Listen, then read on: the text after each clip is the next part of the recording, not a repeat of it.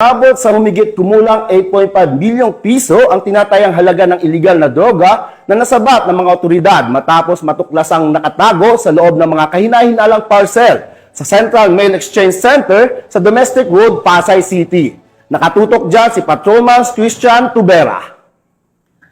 Sa isang ito mula sa Philippine Drug Enforcement Agency o PDEA, agad na kumilos ang mga tauhan ng PNP Aviation Security Group kasama ang iba pang miyembro ng NAIA Interagency Drug Interdiction Task Group sa Central Mail Exchange Center sa Domestic Road, Pasay City.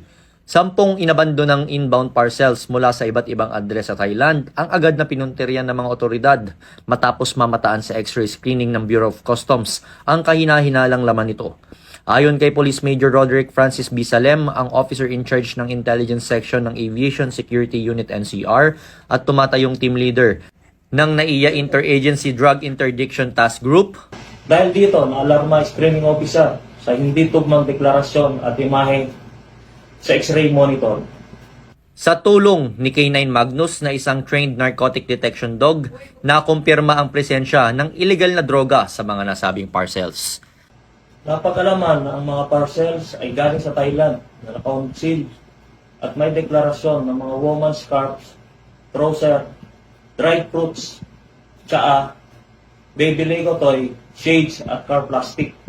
Sa isinagawang masusing manual inspection, tumambad ang aabot sa 5,703 gramo ng tuyong dahon ng marijuana. Ang kabuoang halaga ng marijuana ay umabot sa humigit 8,500,000 piso. Agad na isinagawa ng mga otoridad ang masinsinang pag-imbintaryo ng mga nakumpiskang drug evidence sa pamamagitan ng maayos na pagkamarka nito at idinukumento naman gamit ang pagkuha ng larawan. Ang proseso ay sumailalim sa mahigpit na pagkasaksi ng isang kinatawan ng media at isang opisyal ng barangay.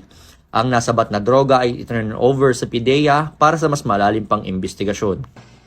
Bilang miyembro ng task group, ang aming mga tauhan ay mabilis na responde kung mayroong mga i-report na interception ng droga upang magsilbing arresting officer at nagsasagawa rin kami ng profiling.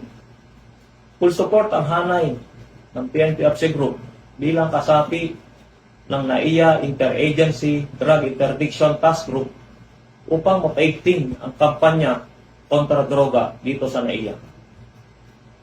Patuloy na pinaiigting ng mga otoridad sa paliparan ang pagbabantay laban sa mga sindikatong gumagamit ng courier system para sa drug trafficking. Mula dito sa tahanan ng tagapangalaga ng kapayapaan ng bawat paliparan, ako ang inyong Police News Network Correspondent, Patrolman Christian Tubera, alagad ng batas, tagataguyod ng Balitang Pulis.